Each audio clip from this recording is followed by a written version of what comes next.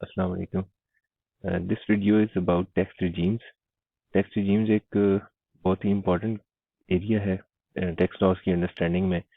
Tax regimes basically दो words का combination है, टैक्स और रिजीम्स। रिजीम्स का वर्ड जो है, इसका अगर हम डिक्शनरी मीनिंग देखें तो ये किसी गवर्नमेंट के सिस्टम को भी कहते हैं, लेकिन one of the meanings is a system और ordered way of doing things. यानी किसी भी काम को करने की अगर कोई तरतीब बताई हुई हो, कोई कोई तरीक़ाकार बताया हुआ हो, तो उसको भी रिजीम का नाम दिया जाता है। टैक्स रिजीम्स का मतलब ये है कि आपको टैक्स कैलकुलेशन बनाने के लिए कुछ तरीके बताए जाएंगे, और साथ में ये भी बताया जाएगा कि कौन सी इनकम किस रिजीम से बिलोंग करती है। तो जो इनकम जिस रिजीम से बिलोंग करती होगी उसको उसी तरीके पर टैक्स किया जाएगा। टैक्स रिजीम्स के वर्ड का बेसिकली मीनिंग ये है। तो ये जो आपका टैक्स कैलकुलेशन है, ये हम किसी टाइम ब्रैकेट के लिए बनाते हैं जिसका हमें नाम पता है। उस टाइम ब्रैकेट का नाम होता है टैक्स ईयर। टैक्स ईयर के लिए हम किसी भी इनकम को लेते हैं और उसके ऊपर टैक्स कैलकुलेट करते हैं। तो ये जो टाइम ब्रैकेट है, लेट्स इसको अगर हम कोई नंबर्स दे लें, let's say it starts from 1 जुलाई 2021 और एंड हो रहा है 30 जून 2022 पे। तो ये एक नॉर्मल टैक्स ईयर है। और ये जो नॉर्मल टैक्स ईयर है, इसके बाद आपको कुछ टाइम दिया जाता है, और उस टाइम के बाद आपने अपना रिटर्न ऑफ इनकम फाइल करना होता है। ये जो रिटर्न ऑफ इनकम आप फाइल करते हैं, ये इसमें आप तफसील बताते हैं उन तमाम इनकम्स की जो कि आपने इस टाइम ब्रैकेट में कमाई हुई होती हैं, और साथ में फिर उसके ऊपर टैक्स कैलकुलेट भी करते हैं आप। नाउ ये जो टाइम पीरियड है जिसमें आप अपनी कैलकुलेशन बना रहे हैं, टैक्स की कैलकुलेशन जिस टाइम ब्रैकेट के लिए बनाई जाती है, उसमें जाहिर सी बात है आपके कुछ टर्नओवर यानी सेल्स, ग्रॉस रेवेन्यूज या कंसिडरेशन। लेट्स से अगर कोई कैपिटल एसेट डिस्पोज ऑफ हुआ है तो फिर कंसिडरेशन का वर्ड यूज होगा। लेकिन अगर आप बिजनेस कर रहे हैं तो फिर इसका मतलब ग्रॉस रेवेन्यूज या टर्नओवर्स हो सकते हैं। अ, इसी तरह अगर प्रॉपर्टी की इनकम है तो फिर वो ग्रॉस रेंट हो सकता है। तो आपकी जो भी ग्रॉस रिसीव्स है उसमें से कुछ एक्सपेंसेस आपको माइनस करने की इजाज़त होती है बाज हेड्स ऑफ इनकम में, और वो माइनस करने के बाद आपके इनकम या गेन बच जाते हैं। ये जो इनकम या गेन है, ये इस टाइम ब्रैकेट में है, जैसे हम पहले भी बात कर चुके हैं। तो अब आपने रिटर्न फाइल तो करनी है साल खत्म होने के बाद। तो इस दौरान में जो गवर्नमेंट को जो पैसा चाहिए है, गवर्नमेंट को जो रेवेन्यू कलेक्शन चाहिए, वो कहाँ से होगी? तो उसके लिए विद होल्डिंग टैक्स का या एडवांस टैक्स का एक मैकेनिज्म अडॉप्ट किया जाता है। ये जो विदहोल्डिंग टैक्स या एडवांस टैक्स है, ये ड्यूरिंग द ईयर आपसे लिया जा रहा है। ये जो आपका टाइम ब्रैकेट है, टैक्स ईयर है, इस दौरान में आपसे कलेक्ट किया जाता है। और जिस वक्त आप अपना साल कंप्लीट कर चुके हुए होते हैं, तो फिर ये जितने भी आपके विदहोल्डिंग टैक्सेस जमा हुए होते हैं, ये आप रिटर्न फाइलिंग के वक्त उसको एडजस्ट कर लेते हैं। सो कुछ नंबर्स के साथ इसके ऊपर बात करते हैं तो ज़रा ज़्यादा क्लैरिटी से समझ आएगी बात। तो लेट्स से एक ग्रॉस रेवेन्यूज का फिगर हम एक एज्यूम कर लेते हैं, simple figure 100, 90 is the expense और 10 जो है वो इसका इसने इनकम या गेन या प्रॉफिट जो भी इसको नाम दे लें वो इसने अर्न किया है। और इससे कुछ टैक्सेस जिस वक्त डेफिनेटली ये इसकी रिसीट साइड थी, पैसे आ रहे थे, और ये इससे कुछ टैक्स विदहोल्ड किया गया। इसका मतलब ये किसी थर्ड पर्सन ने विदहोल्ड किया है, और फिर उसने वो जमा करवा दिया है किसके पास? एफबीआर के पास। और ये आपके एक्सपेंसेस आउटफ्लोज थे, और आपने ये 390 का एक्सपेंस पे करते हुए ये आपने विदहोल्ड किया है। ये टैक्स पेयर जिसकी अब हम बात कर रहे हैं, ये उस टैक्स पेयर ने विदहोल्ड किया है और उसने एफबीआर के पास जमा करवाया है। तो डेफिनेटली एफबीआर के पास ये जो पैसे गए हैं, ये तो किसी थर्ड पर्सन के हैं जो आपने काट के जमा करवा दिए। लेकिन ये जो 5 हैं, ये किसके हैं? ये इस टैक्स पेयर के हैं जो किसी थर्ड पर्सन ने विदहोल्ड किए और एफबीआर के पास जमा करवा दिए। एफबीआर के पास जमा करवाते हुए वो साथ में बताएगा कि मैंने किसके पैसों से ये विदहोल्ड किया था।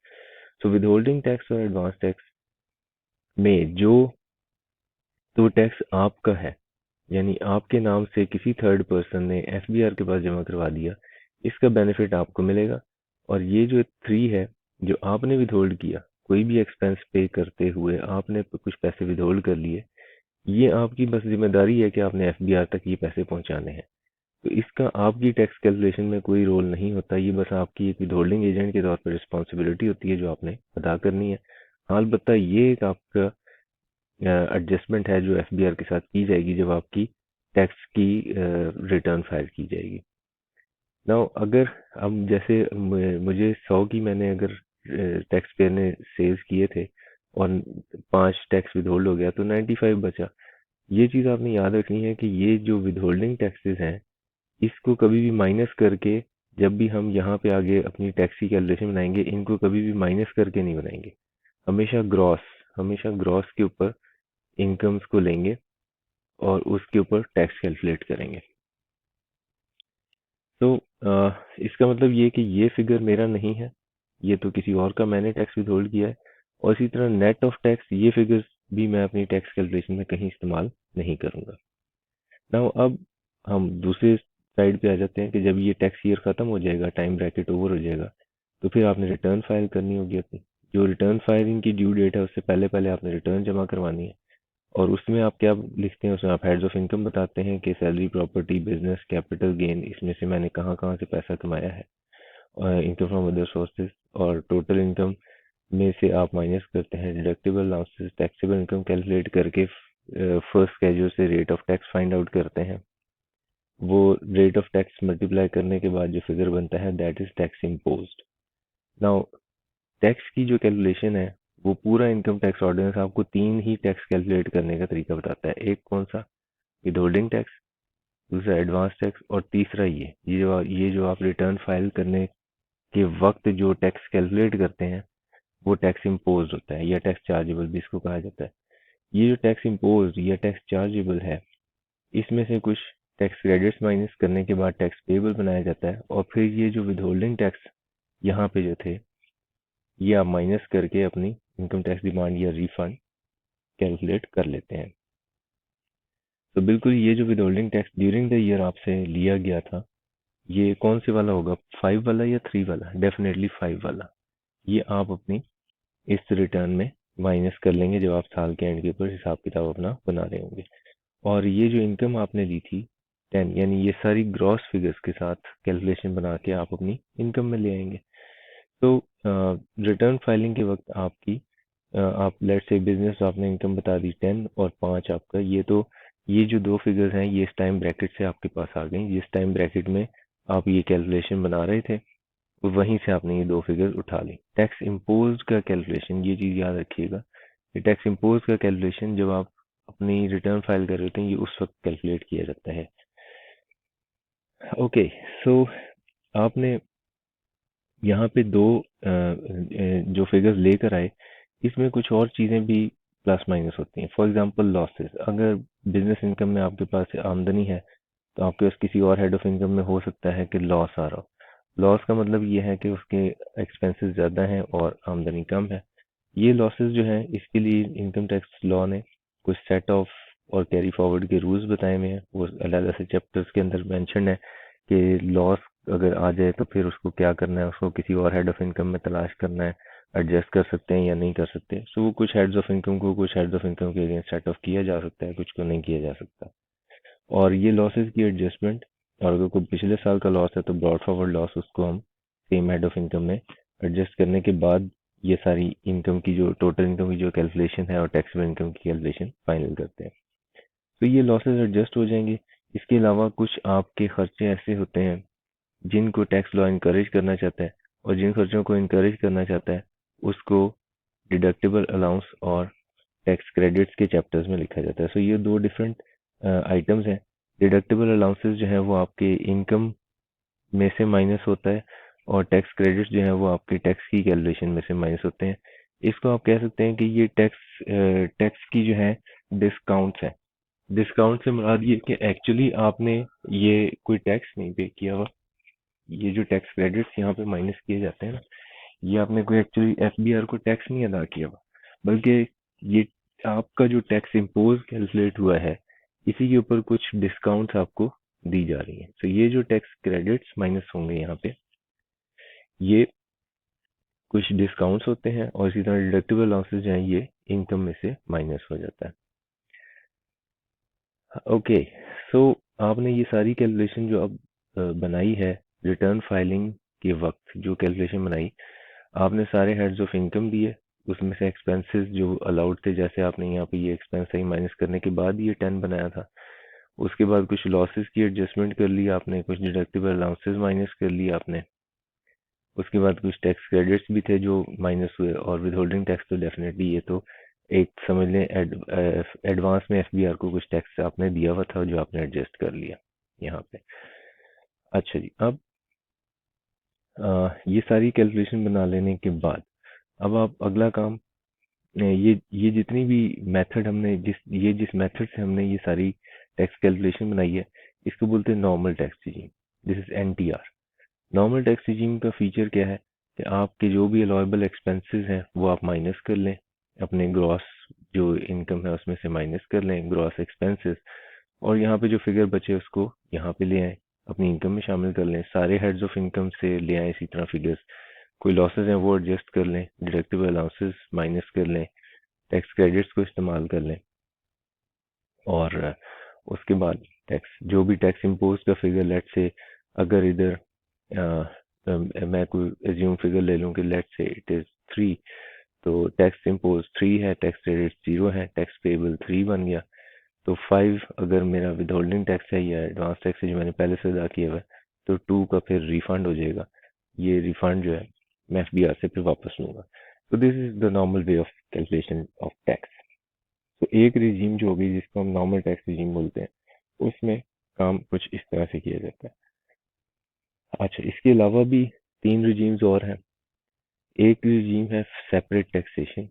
इसको फाइनल टैक्स रिजीम में एक मेथड ऑफ टैक्सेशन है, अभी हम देखते हैं कि इसमें क्या होता है। इसी तरह फाइनल टैक्स रिजीम में एक और मेथड है जिसको प्रिजम्पटिव टैक्सेशन बोलते हैं। इसको भी अभी हम देखते हैं कि ये कैसे, इसमें इनकम के साथ क्या सलूक होता है। अगर किसी इनकम को कह दिया जाए कि आप सेपरेट टैक्सेशन पे टैक्स होगे या प्रिजम्पटिव टैक्सेशन में टैक्स होगे, तो फिर उसके साथ क्या सलूक होगा। इसी तरह एक मिनिमम टैक्स रिजीम भी है, और वो भी हम अंडरस्टैंड करेंगे अभी, कि अगर इसी इनकम को कह दिया जाए कि आप मिनिमम टैक्स में जाके टैक्स होंगे, तो फिर उसके साथ क्या सलूक होगा। Okay, let's talk about them the rest of 3 one by one. तो पहला हम देखते हैं जी, अगर सेपरेट टैक्सेशन, अगर इसी इनकम, अगर यही जो भी मैंने बात की थी इसी को अगर मैं कह दूं, एक चीज आपने ध्यान रखनी है कि ये जितनी भी इनकम्स यहाँ पे आनी है, इनकम टैक्स ऑर्डिनेंस में उनको बकायदा लिखा हुआ, उनकी लिस्ट दी हुई है कि कौन सी इनकम या बिजनेस या क्लास ऑफ पर्सन होंगे जिनको इन तरीकों पे टैक्स किया जाएगा। लेकिन जिन इनकम्स में टैक्स होना होता है एनटीआर नॉर्मल टैक्स रिजीम के मेथड में, उनके लिए कोई लिस्ट ऑफ आइटम्स नहीं बताएगी। तो इट इज इम्पोर्टेंट कि हम ये चीज ध्यान में रखें कि for income to be taxed to be taxed under normal tax regime, there is no list of incomes which is available। कोई इनकम्स की लिस्ट अवेलेबल नहीं है। हाँ, अलबत्ता एफटीआर के आइटम्स के लिए बिल्कुल लिस्ट अवेलेबल है, सेपरेट टैक्सेशन की अवेलेबल है, प्रिजम्पटिव टैक्सेशन की अवेलेबल है, मिनिमम टैक्स रिजीम के लिए इनकम्स की लिस्ट अवेलेबल है, कौन सी इनकम्स है जिनको इन तरीके पे टैक्स किया जाएगा। और इसी तरह जो आइटम्स एग्जाम फ्रॉम टैक्स होते हैं, एग्जाम्पशंस की भी एक लिस्ट मौजूद है। ठीक है, सो एग्जाम्पशंस की लिस्ट हमारे पास सेक्शन इनकम टैक्स ऑर्डिनेंस में सेक्शन 41 से 55 में बताई गई है, या फिर सेकंड स्केड्यूल के पार्ट 1 में लिखी हुई है।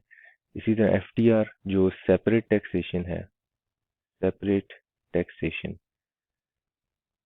तो सेपरेट टैक्सेशन जो है वो सेक्शन 8 है इनकम टैक्स ऑर्डिनेंस का, वहां पे इसकी लिस्ट लिखी हुई है। इसी तरह जो प्रिजम्पटिव टैक्सेशन है, प्रिजम्पटिव टैक्सेशन, वो भी हम देखते हैं कि ये मेथड्स ऑफ टैक्सेशन क्या है, लेकिन सिर्फ मैं ये बता रहा हूँ कि लिस्ट कहाँ पे लिखी हुई है। तो वो सेक्शन 169 के अंदर उसकी लिस्ट मौजूद है। ठीक है, तो ये इनकम टैक्स ऑर्डिनेंस के अंदर प्लेसेस है। तो अब इसका मतलब इन नॉर्मल टैक्स रिजीम में कौन सी इनकम्स आती हैं जो ना तो एग्जाम्पशंस में लिखी हुई हो, ना एमटीआर में, ना एफटीआर में, तो फिर हम उस इनकम को बोल देते हैं कि वो एनटीआर में टैक्स होगी। सो इसको दूसरे लफ्जों में आप रेजिडुअरी रिजीम भी कह सकते हैं। रेजिडुअरी रिजीम का मतलब ये है, ये मतलब लॉ में कोई वर्ड नहीं लिखा हुआ, ये मैं खुद से अपने पास से बता रहा हूँ। रेजिडुअरी से मुराद ये है कि ये नॉर्मल टैक्स रिजीम में जो कुछ भी अब आना है, वो कहीं पे भी लिस्ट डाउन नहीं हुआ हुआ। जो इनकम कहीं भी किसी लिस्ट में नहीं मिलेगी आपको, आप उसको बोल देंगे कि जी ये अब जो है वो नॉर्मल टैक्स रिजीम में फॉल करती है। तो नॉर्मल टैक्स रिजीम की डेस्टिनेशन बेसिकली इस तरह से डिटरमिन होती है। ओके, सो अगर इसी इनकम को कह दिया जाए कि ये सेपरेट टैक्सेशन पे टैक्स होगी, तो फिर उसके साथ क्या सलूक होगा? तो उसका तरीकेकार ये होगा कि आपकी जो भी ग्रॉस रिसीट्स हैं उसमें से किसी भी एक्सपेंस को माइनस करने की इजाज़त नहीं दी जाएगी। आपका सीधा सीधा सीधा जो भी ग्रॉस अमाउंट है उसको लिया जाएगा। इसको किसी भी हेड ऑफ इनकम में नहीं लिखा जाएगा। इसको अंदर कोई डिडक्टेबल अलाउंस माइनस नहीं किया जाएगा। किसी भी लॉस की एडजस्टमेंट नहीं की जाएगी। किसी किस्म के टैक्स क्रेडिट्स नहीं दिए जाएंगे। सिर्फ तीन फिगर्स ली जाएंगी। एक फिगर होगी आपकी जो भी ग्रॉस रिसीट्स है। दूसरा फिगर टैक्स इम्पोज्ड का कैलकुलेट किया जाएगा। लेट्स से इट इज 12 और this 12 will be final tax. इसीलिए इसको फाइनल टैक्स रिजीम बोला जाता है। जो टैक्स इम्पोज होगा ये डेफिनेटली रिटर्न फाइलिंग के टाइम पे सारा काम होगा। टैक्स इम्पोज रिटर्न फाइलिंग के वक्त ही होगा, तो वो फाइनल टैक्स होगा। और जो विदहोल्डिंग टैक्स है वो माइनस करके आप बाकी टैक्स अदा कर देंगे। यूजुअली सेपरेट टैक्सेशन में इन दोनों अमाउंट्स को इक्वल ही वर्कआउट होती हैं जिस वक्त कैलकुलेट किया जाता है। लेकिन अगर डिफरेंट हो तो अगर ये ज़्यादा है तो रिफंड हो जाएगा, अगर विद होल्डिंग ज़्यादा है तो रिफंड हो जाएगा, और अगर ये ज़्यादा है तो आपने बाकी पे ऑफ कर देना है। सेपरेट टैक्सेशन सेक्शन 8 में लिस्ट लिखी हुई है। इसमें डिविडेंड है, प्रॉफिट ऑन डेट है, कुछ और आइटम्स भी हैं। तो वो सेपरेट टैक्सेशन के तरीके पे टैक्स होते हैं। सो जिस भी इनकम को, ना इसका मतलब it is an ordered way of doing thing, जो हमने अभी रिजीम्स के केस में डेफिनेशन जो पढ़ी थी कि regime is an ordered way of doing anything. अब एक तरतीब ये होगी कि जो भी इनकम सेपरेट टैक्सेशन में आएगी उसके लिए आपको तीन फिगर्स तलाश करनी है। उसकी gross receipts, tax impose calculate करेंगे आप, और विद होल्डिंग टैक्स जो आपसे विदहेल्ड हुआ वो माइनस कर देंगे, एंड दैट्स इट। किसी कॉम्प्लिकेशन में नहीं जाना कि कौन सा मैं एक्सपेंस माइनस करूं, मैं कौन से लॉसेस लूं, मैं कौन से डिडक्टेबल अलाउंसेस लूं, कुछ भी नहीं, कोई टैक्स क्रेडिट्स कुछ भी नहीं। ठीक है। नाउ अब अगर इसी इनकम को हम कह दें कि वो प्रिजम्पटिव टैक्सेशन में है, तो अब क्या होगा? प्रिजम्पटिव टैक्सेशन में होता ये है कि आपका जो भी टैक्स विदहेल्ड होता है आपसे, उसको फाइनल टैक्स, ये फाइनल टैक्स होता है। फाइनल टैक्स होता है, इसीलिए इसको फाइनल टैक्स रिजीम एफटीआर बोला जाता है। ना फाइनल टैक्स होता है से मुराद ये कि अब इस इनकम के लिए किसी भी एक्सपेंसेस को माइनस नहीं करेंगे, कोई लॉसेस को एडजस्ट नहीं करेंगे, कोई डिडक्टेबल अलाउंस नहीं देंगे, कोई टैक्स क्रेडिट्स नहीं, बस दो फिगर्स चाहिए, एक ग्रॉस और जो आपसे टैक्स विदहोल्ड हुआ वही फाइनल टैक्स है। तो दिस इज प्रिजम्पटिव टैक्सेशन। इसको भी एफटीआर रिजीम ही, ये फाइनल टैक्स रिजीम ही बोलते हैं। इसमें जैसे एक्सपोर्ट्स, एक्सपोर्टर की जो एक्सपोर्ट जब आइटम्स को करते हैं तो उसको एफटीआर में लिस्ट किया गया है। और इसका मतलब ये है कि एक्सपोर्टर जो भी चीज़ एक्सपोर्ट करेगा उससे जो भी टैक्स विदहोल्ड होगा। एक्सपोर्ट की जो प्रोसीड्स हैं वो बैंकिंग चैनल से आ रही होती हैं। तो एक्सपोर्ट प्रोसीड जब बैंकिंग चैनल से आ रही होंगी तो उसके ऊपर टैक्स विदहोल्ड हो जाएगा और वही फाइनल टैक्स होगा। अब आपने कोई भी एक्सपेंसेस वगैरह आपने उसमें माइनस नहीं करने, ग्रॉस के ऊपर ही टैक्स हो जाएगा। So that's how presumptive taxation works. इसी तरह प्राइजेस एंड विनिंग्स हैं, वो भी इसी प्रिजम्पटिव टैक्सेशन में ही होता है कि आपका जो भी कोई लॉटरी में कोई पजल विनिंग आपने कर ली है, कोई लॉटरी में नाम निकला है, तो जो भी ग्रॉस अमाउंट है उसको किसी अब हेड ऑफ इनकम में नहीं दिखेंगे, उसके ऊपर जो भी टैक्स विदहेल्ड हुआ वही फाइनल टैक्स होगा। तो that is how presumptive taxation works. इसकी भी लिस्ट है, खासतौर पे कैफ लेवल के ऊपर आप याद रख लें कि एक्सपोर्ट्स और प्राइजेस एंड विनिंग्स ये यहाँ पे टैक्स होते हैं। अच्छा जी, अब हम आते हैं minimum taxation. Minimum taxation MTR में जब कोई इनकम जाएगी तो उसमें देखिए, नॉर्मल टैक्स रिजीम की तरह ही हमने किया तो वो बहुत ज़्यादा मिलती है नॉर्मल टैक्स रिजीम से कि आप बिजनेस इनकम में कुछ पैसा लेकर आओ, और अगर उसको कहा हुआ है कि वो मिनिमम टैक्स रिजीम में फॉल करता है या मिनिमम टैक्सेशन इस पे अप्लाई होती है, तो सारा काम लॉसेस की एडजस्टमेंट यस करेंगे। एक्सपेंसेस माइनस हमने किए हैं तभी तो ये 10 की फिगर यहाँ पहुंची है। यस करेंगे। लॉसेस को भी सेट ऑफ कैरी फॉरवर्ड करेंगे, सब कुछ डिडक्टेबल अलाउंसेस भी लेंगे। उसके बाद टैक्स इम्पोज कैलकुलेट करेंगे, टैक्स क्रेडिट्स माइनस करेंगे। लेकिन जब आप टैक्स पेबल के फिगर पे पहुंच जाएंगे, जब आप टैक्स पेबल के फिगर पे पहुंच जाएंगे रिटर्न फाइल करते हुए, जब आप ये वाला फिगर बना चुके होंगे टैक्स पेबल का, तो फिर आपको एक और काम करना पड़ेगा। और वो काम क्या करना पड़ेगा?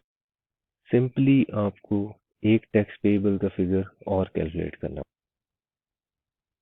अब टैक्स पेबल तो आपने नॉर्मल टैक्स रिजीम के तरीके पे कैलकुलेट ऑलरेडी, इस तरीके पे ऑलरेडी आपने कैलकुलेट कर लिया। आपने ये मेथड फॉलो करके, लॉसेस माइनस करके, डिडक्टेबल अलाउंसेस एडजस्ट करके आपने टैक्स पेबल कैलकुलेट तो कर लिया है, लेकिन आपने एक और मेथड से टैक्स पेबल भी कैलकुलेट करना है। वो टैक्स पेबल, एक तरीका ये है कि जो इनकम टैक्स ऑर्डिनेंस ने बताया हुआ है सेक्शन 113 में, कि आप टर्नओवर को यानी टर्नओवर से मुराद ये कि सेल्स, ये जो भी आपके सेल्स थे, ये जो टर्नओवर है इसको मल्टीप्लाई एक परसेंटेज से करेंगे आप, जो कि चेंज होती रहती है ओवर द पीरियड्स।